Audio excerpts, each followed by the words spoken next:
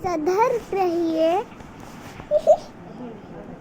सतर्क रहिए कि बच्चों को हॉस्पिटल का चीज टच मत करने दीजिए, क्योंकि ये बहुत ही भयानक होगा। और ये मत भूलिए, जब बच्चे बाहर से आए तो हाथ पैर नहीं धोए तो बहुत इन्फेक्शन। और सेकंड, और आपके बच्चे को बुखार हो और खांसी हो तो उससे भी दूर रखिएगा। श्रीखंड, केला, दही, चीज बटर, उससे दूर रखिएगा। वो दाला भाता और सब्जी रोटी तो खा सकते हैं, पर इन सब से दूर रखना जो मैं अभी बताया।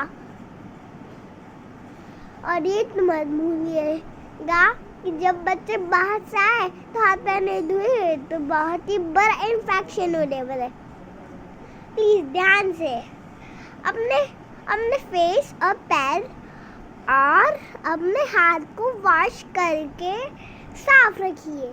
इससे हमारी बॉडी बहुत ही क्लीन और साफ रहता है। दोस्तों बाय बाय, हमारे घर रात हो चुका है, इसलिए हम जा रहे सोने के लिए। मिलते हैं नेक्स्ट इस वीडियो में।